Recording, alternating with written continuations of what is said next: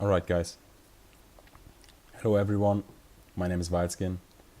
I will do a short introduction here as this is my first YouTube video. Some of you guys may not know me, but some of you do because you do watch my stream. It's twitch.tv/Vileskin.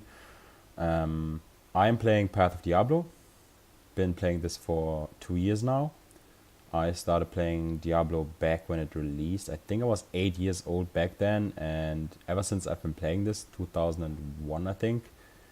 And so yeah, I got like 17 years of D2 under my belt. Back then on Battle.net I was pretty much playing PvP exclusively, which means mostly non-ladder.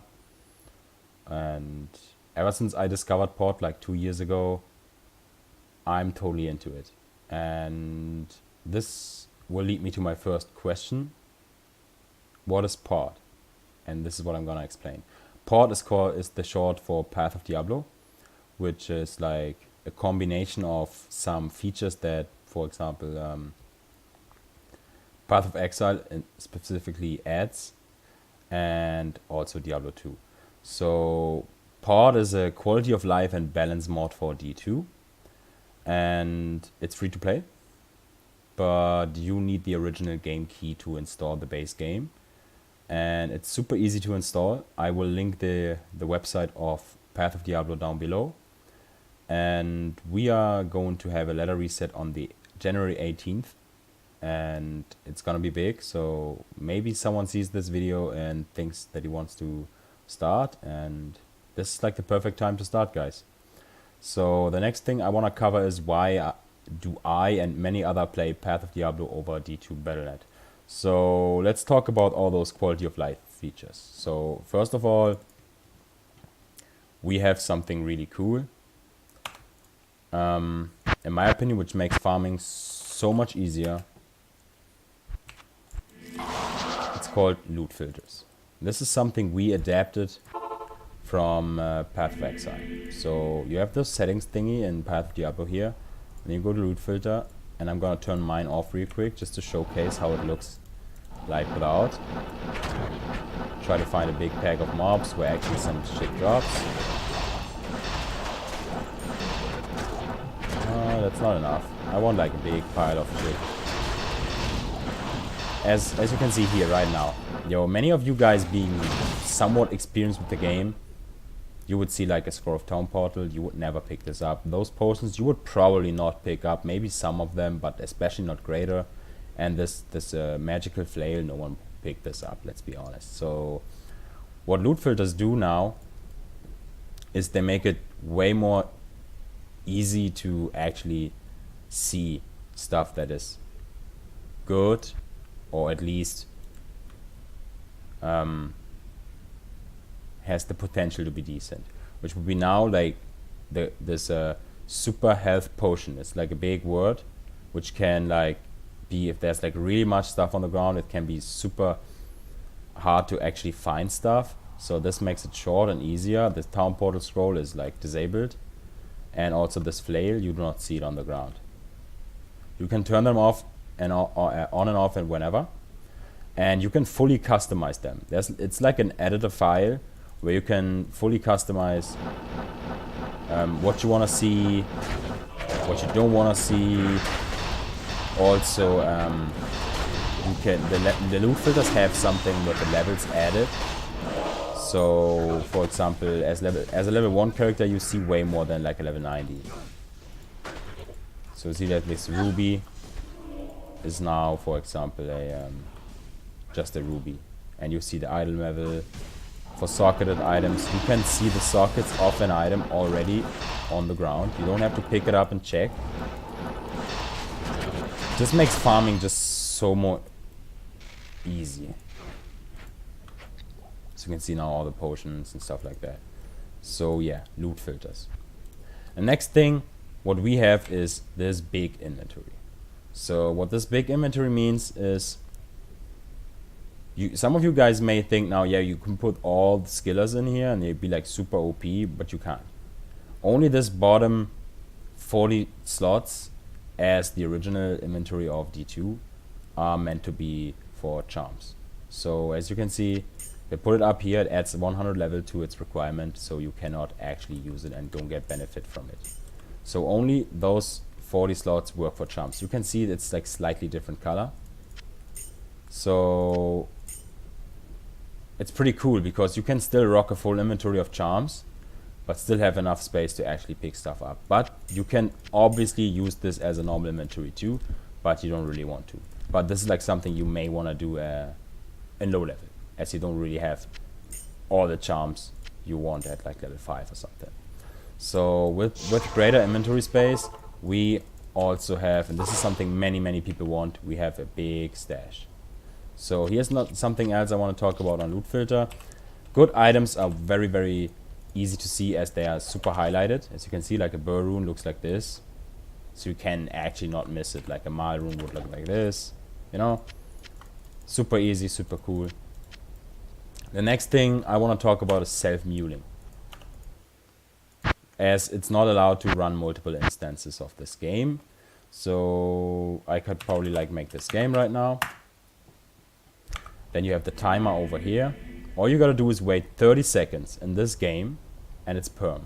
What I highly recommend is when you mule something very worthy, you may want to ask a friend to help you really quick because, you know, better be safe than sorry. But if you don't have one online or available right now, what I always recommend is double checking, which means I will now sit in here for like 30 seconds or maybe even 31.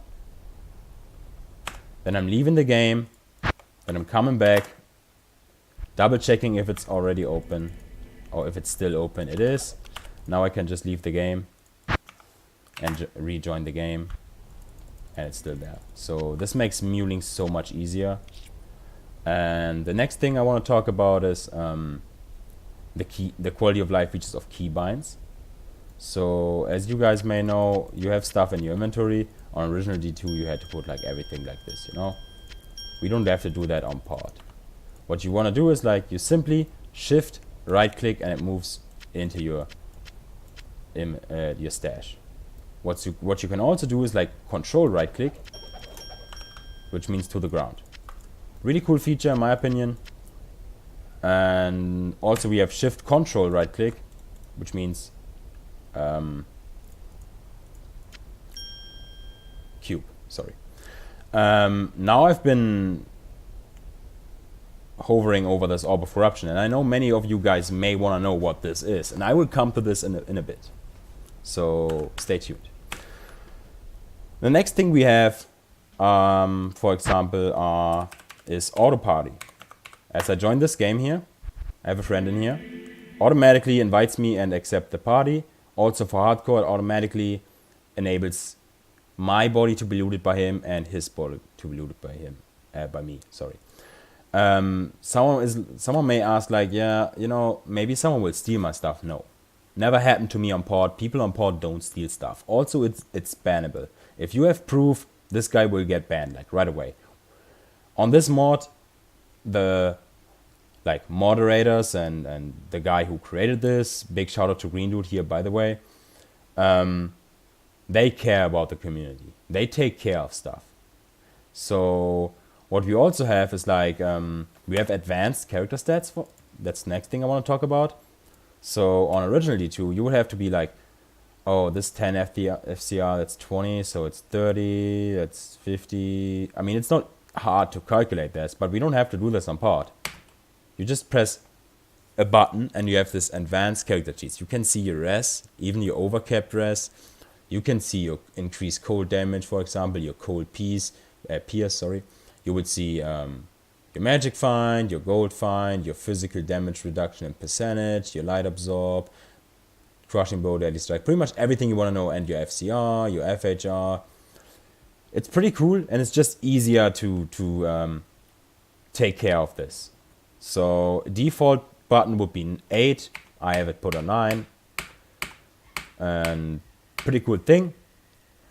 The next thing would be that you can inspect someone else's gear. I have put this button to my numpad 1. You can put it wherever you want. I can just hover over him and press this button, and then I can inspect his gear. So it's pretty cool, and it makes it so much easier to, for example, get ideas of what someone else is running on like a build you probably play too or you like to play. And it also makes it easier if you're like trying to get help from someone, you know? If you're like, yo, dude, can you help me with my gear? I don't know which piece I should probably upgrade next. He can just quickly check your gear, and it's like, oh yeah, maybe you want to upgrade this or that, you know? You don't have to like do this trade window thingy and put everything in, but you cannot like look at charms. This is something you still have to put in the trade window if you want to. So another cool thing is like for you guys, if you're like farming a lot, the game name you last joined will be remembered, as you can see now. So I can just, I just have to put the password. Another cool thing is that we don't have any bots, any hacks, or any cheats. There's no map hack or nothing like that. If there should ever happen something like that, which is probably not even possible because the guy who created this took a lot of his time into preventing this stuff. But, people are creative. So I have never ever seen someone bot or like using anything like cheats or hacks over the last 2 years. But if you happen to know that this happens, just try to get evidence, send it to him, and he will take care of that. And the next gear is PoD is global, which means there is no EU, US, Asia, whatever. This is like a worldwide game. So how this works is you can put a GS, and with putting a GS, you kind of choose where you want to host your game, which means you play on the same server as everyone else, but you just choose where you want to be based on where you're living. So if I choose, for example, GS1 here, this would be like New Jersey. If I go into GS9, for example, which is the server I play on, this would be Nuremberg, Germany. And there are many more. I can show you some. Like we have a list on the website. There's like a list. There's plenty of servers. Some of them are down by now because, the ladder is like 6 months old. It's going to reset. Some of the people that played on that server and were like contributing by donations, for example, to make this server run. Like as you can see, the AC Eagle, this Fallen Angel 130 guy, he's a friend of mine, by the way, stopped contributing. But I'm pretty sure as soon as ladder starts again, people will start again buying or paying for the servers they want to play on. So this is completely free, but servers are somewhat funded by donations or someone who says like, yeah, well, I want to pay $20 to have like a home server, something like that, So yeah, pretty cool thing. Makes it so much easier to play with lots of people as you're no longer limited to your region. So the next thing I want to talk about is the trading side. Unfortunately, I cannot show you the trade side right now because as the ladder is going to reset, also we're gonna expect a lot of changes to the website and all that stuff. So they took the trade side down just in order to do some maintenance, So how the trade site works generally is like you can just click on add new trade, for example. It's super easy. I cannot show you unfortunately right now, but you just click on add trade. You put in like, for example, offer Shaco. You select like it's a helm, and then you go into need. And for that I want like 1 high rune. Then you put like playing softcore or hardcore, and then you like post trade, and then it's like offer Shaco, need 1 high rune, and with your account name, and there's like a symbol next to it, and someone clicks on the ladder symbol next to it, and then he opens up like a chat thingy, and he just shoots you a message like, yo dude, I want to buy your Shaco, hit me up with the game. Then you read that message and you're like, yo dude, come to Vile 1-1, for example. So very, very easy trading. D2 GSP, for example, is not allowed. Any third party, whatever trading site or anything is not allowed. Real money trading not allowed. And it's pretty cool. So we also have like a global chat where you can just put on this like, is it like this? I don't even know. I'm not subscribed to global chat. Now it works. So I am now subscribed to the global chat. I could be like, yo guys, what's up? You know, everyone playing this game can now chat with each other, not being in the same game. Everyone playing this game or being online right now.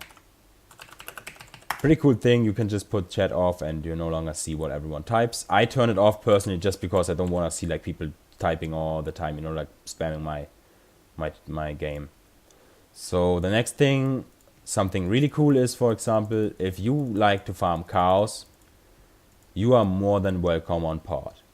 Simply because we have no cow king. The cow king got removed, so you can freely slay all the cows and don't have to worry about the cow king and being locked out of cows. Not a thing on PoD. You can do cows forever. A next cool thing is something we added in order to make up for the somewhat small community we had back then, and also to just increase the experience playing this game, which means we have player 8 drops activated at all time, which means you drop as much stuff as you would being in a party of 8 without increasing the difficulty. Also, we have increased rune drop rates. But don't get me wrong, like a burr rune is still extremely rare, but it's not even as close as rare as it is on original D2. So this is something really, really cool. Yeah, coming to the next thing is something that, in my opinion, is one of the best changes. It's called melee splash. As you can see here on my chest, it has the stat melee attacks deal splash damage. It simply means that all your attacks like zeal, charge, basically everything that is melee will add like some frontal cone AoE effect to your attack. And it makes it just so much easier actually playing a melee build on this mod, and so much more fun because I can just charge one mob and hit everyone. And it's so cool. And you can finally be as good as like, I don't even know, like Frost Nova Sock, a Nova Sock, a Frozen Orb Sock, like something like that, you know, like something with heavy AoE. You can keep up with that now on a melee. As you can see, it's super cool and super easy. I mean, obviously I'm super good geared, so I one-shot most of the stuff. But it's just fun. And this works also, for example, for like Frenzy, for a Fury Druid, pretty much everything which is melee. So one of the best changes in my opinion, which is like, because, you know, the goal was to have more build diversity. And yeah, we also have some nerfs. So some of you may not like this, but we have nerfs implemented, which means call to arms is not really a thing anymore. While it adds like probably like 200 to 300 HP, it will no longer double your HP. And Barb BO is also a little bit nerfed because it's broken. And it makes it not really fun, you know? So the next thing being nerfed is Enigma. Enigma is nerfed. You no longer have teleport on Enigma. You now have warp on Enigma. What warp is? It's a 2-second cooldown teleport. But don't be too shocked. We have something to make up for that. And that leads me to the end game of PoD. We have new added end game, and those are maps. Some of you guys may know this from Path of Exile, and we adapted to that. We have maps. So if I would be, I hope I have a map on this guy. I don't even have one. I will show it to you on my sock. Doesn't matter. So we have maps, and those map relics you get access to if you kill the blacksmith guy in Hellforge Hell, Act 4. So what you want to do is you get one of those relics. You start with a tier 1. If you kill the boss, you have the chance to upgrade to a tier 2, or you get a tier 1 again. If you be in a tier 2, you have the chance to upgrade to a tier 3, get a tier 2 again, or get downgraded to a tier 1. And the same with 3, and the same with 4. But 4 has no upgrade. It's only like, you get a 4, a 3, maybe you get a 1, maybe a 2. So it can be somewhat frustrating, but it's part of the gambling. So I'm gonna show you tier 1 really quick. I'm not gonna fully clear it. I'm just gonna just show it to you, because this would take too long, and this video would be like endlessly long if I would clear like a tier 1 here really quick.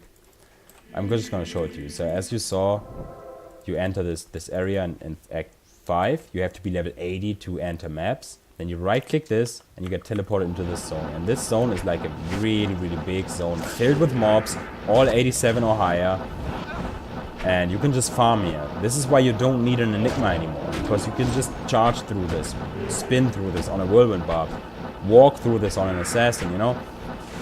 You don't need an Enigma anymore. You are no longer forced to farm for bosses, like Mephisto or whatever you want to farm. So we have this, and it's pretty cool. I will just casually tally the outer wall here real quick, just to show you how big this map actually is. I think like a fully clear of this map would probably take you like 40 minutes or something, roughly. Obviously depending on your gear, but you could roughly say like 30 to 40 minutes, maybe even longer a little bit. But yeah, as you can see, it's really big. You can already tell that it's really big.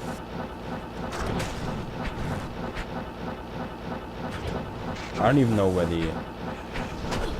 I don't even find the original spawn anymore. I would just clear those mobs really quick and then I can.